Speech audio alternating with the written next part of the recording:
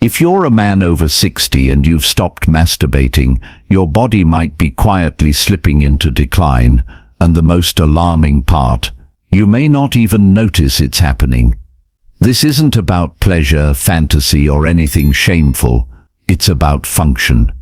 Cell, testosterone balance, blood flow, immune strength, cognitive clarity.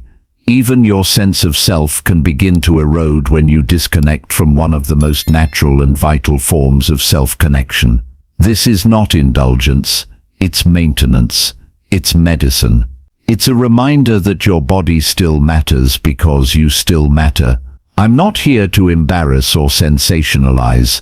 I'm here because no one else is saying this out loud.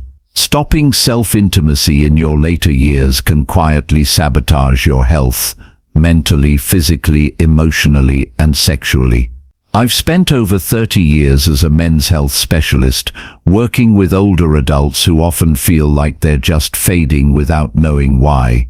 And more often than not, the missing link is this: they've cut off the most basic signal of life, self-touch, self-respect, and the simple act of reminding the body, I still care. In the next few minutes, I'm going to show you exactly what happens inside your body when you stop masturbating after 60. Not from judgment, but from science, clinical experience, and heartfelt concern. Because your independence, vitality, and sense of self may depend on it more than you ever imagined. If you're still listening, it means you're ready. Let's begin. Before we dive in, if you haven't subscribed yet, I encourage you to do so and turn on the bell so you never miss another vital message about your health, strength, and dignity as you age. And if this video speaks to you, type 1" in the comments.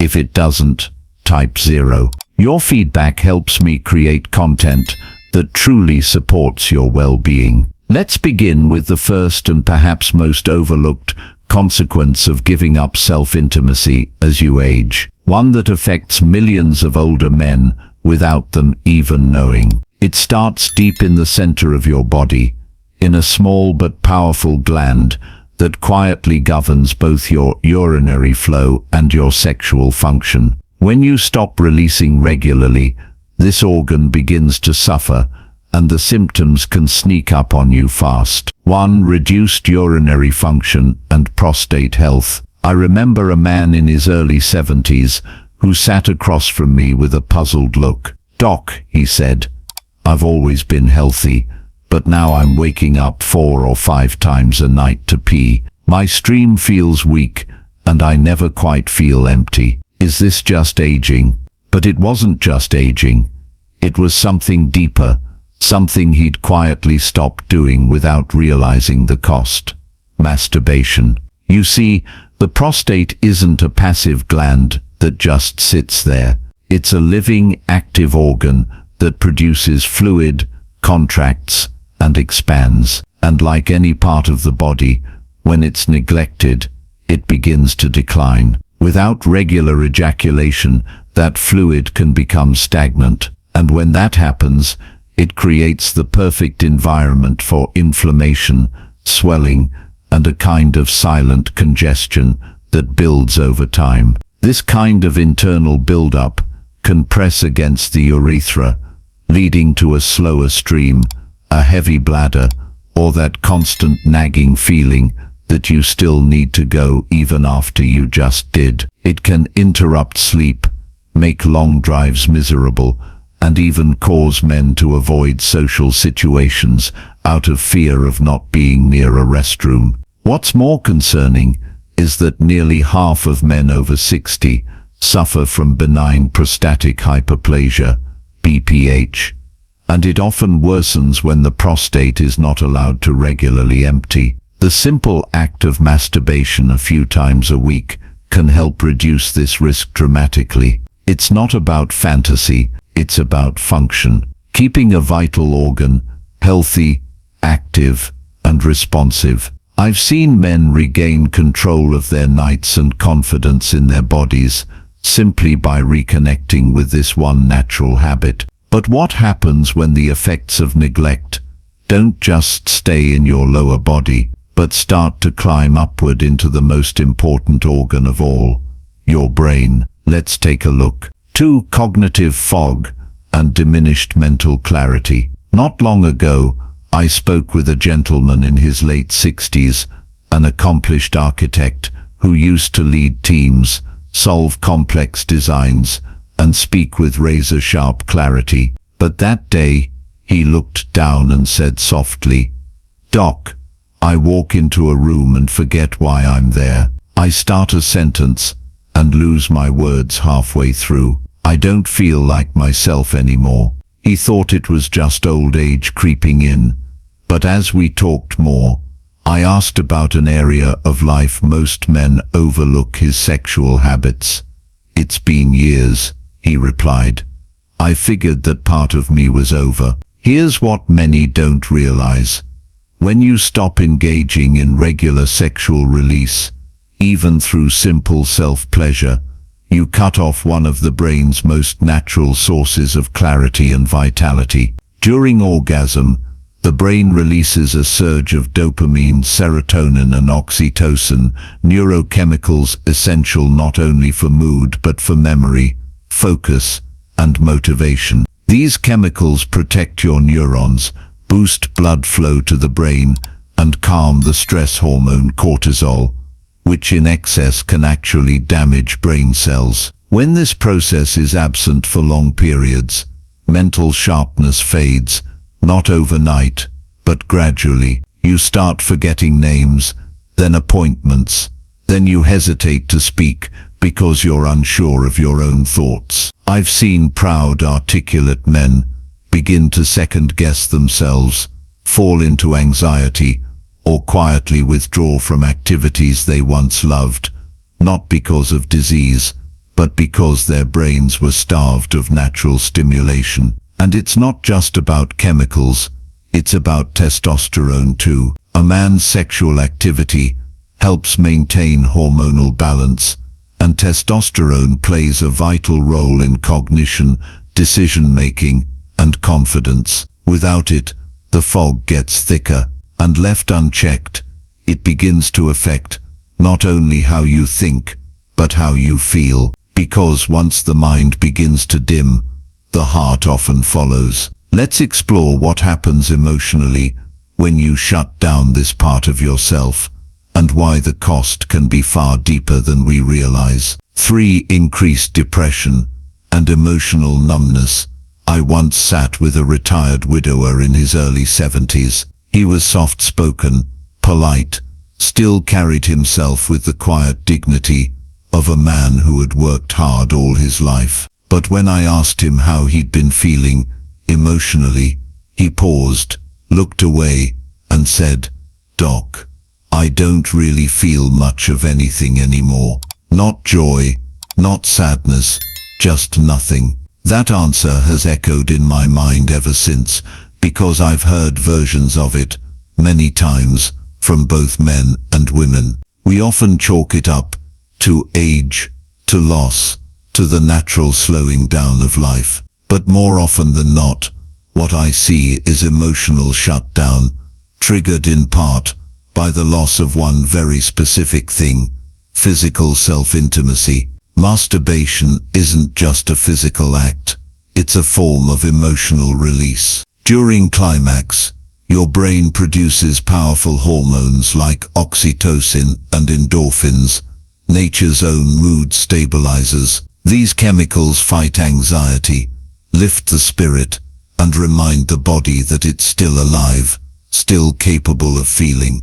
But when you stop engaging with your body in this way, especially after a loss or major life shift, that emotional rhythm disappears. I've watched patients slowly withdraw, less interested in conversations, less engaged with family, less motivated to do the things they once loved. Their sleep becomes restless, their appetite changes, and a dull grayness seeps into daily life. Not because they're broken, but because their body and mind have lost one of their most powerful tools for balance and relief. One man told me, after resuming regular self-intimacy, it wasn't about sex, it was about feeling human again. That struck me, because the deeper truth is, when you stop touching yourself, you can start disappearing from your own emotions, your own joy, your own sense of being.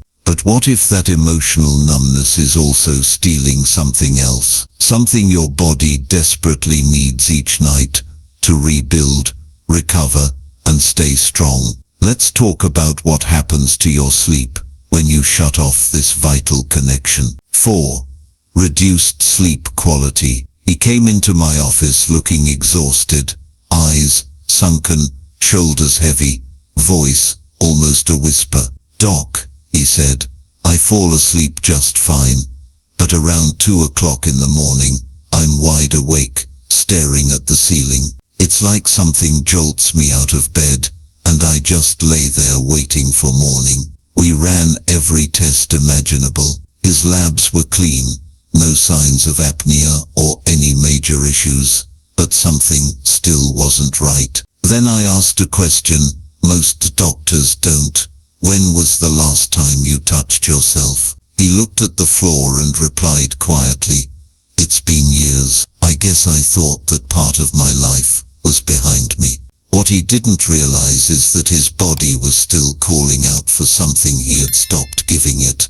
A natural release, not just for the prostate or the mind, but for deep, restorative sleep. When you climax, your body produces a blend of endorphins, oxytocin, and prolactin, chemicals that naturally shift your nervous system from stress into rest. Cortisol, the stress hormone, drops, your muscles relax, your heart rate slows, and your breathing deepens. You enter a state where true healing sleep becomes possible. But when you remove this from your nightly rhythm for weeks, months, or even years, your body doesn't just forget how to rest, it fights against it. Many older men turn to sleep aids, unaware that their bodies once knew how to sleep well on their own. I've seen patients reclaim restful nights simply by reintroducing this simple personal practice. One man told me, "After just a week of reconnecting with myself, I was sleeping like I hadn't in 30 years. And that's what this is really about.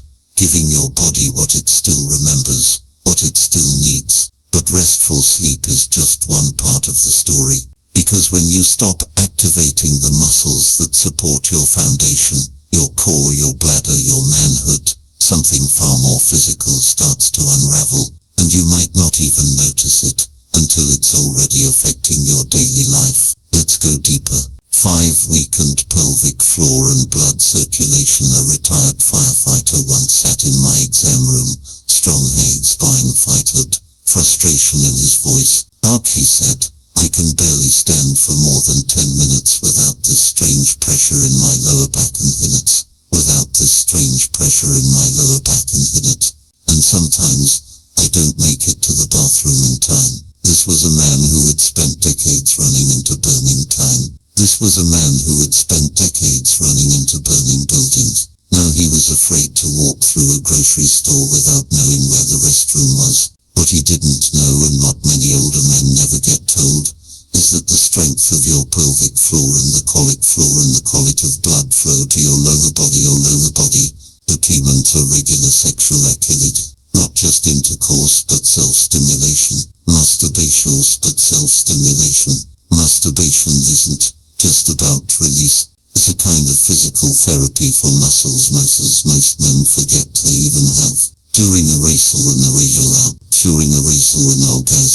the pelvic floor muscles contract in a rhythmic, purposeful way. This movement increases blood circulation, keeps the nerves engaged and maintains elasticity in tissues that would otherwise grow weak. But when sexual activity fades, those muscles fall silent. Over time, that silence becomes weakness. Weak when you cough. Urgency you can't control. Even a slow erosion of sexual function. I've watched proud, independent men quietly adjust their routines, carrying extra clothes, mapping out bathroom stops, avoiding long walks, not the old bathroom, sliding, a legal lost colleague, lost unveil, slowly lost confidence in the most basic part of their foundation. And it all started with a choice to stop listening to their bodies. One man told me, I didn't even realize I had a pelvic floor until it started giving out on me. He thought he was just aging, but he was actually deactivating the very core of his physical support system. But the consequences of losing that connection don't stop at function and movement, because inside your bloodstream, something even more vital begins to shift when sexual energy is ignored, something that can make the difference between staying healthy and getting sick more often than you ever used to. Let's take a closer look. 6. Weakened immunity and more frequent illness. A man in his late 60s once came to see me during a rough winter. He looked worn down, his skin pale, eyes heavy. I used to bounce back in a day or two, he said. Now Vila too, he said. Now a little cold knocks me out for weeks. We reviewed everything, his diet, sleep, medications, but nothing seemed out of place. And then I gently asked, are you still engaging with yourself sexually? He gave a half smile and shook his head. That part of me is long gone. But what he didn't realize was that buried in that missing ritual was a quiet source of strength. His immune system's forgotten where they last. During arousal and orgasm, the body releases a surge of beneficial biochemicals. One of the most important is immunoglobulin, a key antibody that defends the body against viruses and bacteria, especially in the respiratory and digestive systems. Alongside that, oxytocin and endorphins help reduce inflammation, speed up recovery and balance stress hormones. When that kind of stimulation is, especially a long mission, the body's natural defenses begin to dull. It doesn't always show up immediately, but over time small illnesses linger longer, raising over dicks, recovery slows, fails. You find yourself feeling off, even when everything else seems fine on paper. I've seen men who once prided themselves on their resilience start avoiding crowds, cancelling trips, and accepting constant as the new normal. They didn't need more supplements. They needed to turn the switch back on in their own bodies. One woman in her 70s once told me, I didn't know how much my deep feeling alive until I gave it permission again. That shift from neglect to nourishment. That shift from neglect to nourishment. That shift from neglect to nourishment. But there's one final piece to this puzzle, and it goes deeper than the body or the immune system.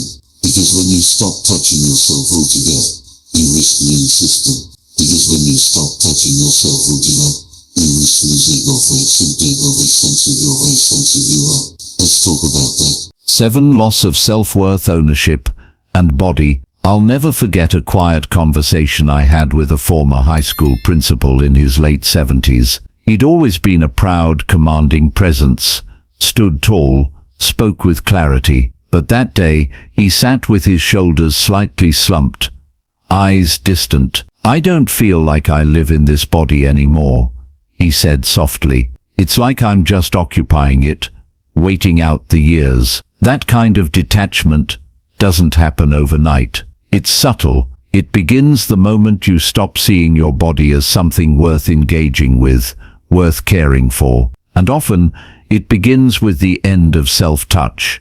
Not because of shame, but because so many older men quietly decide that part of life is over.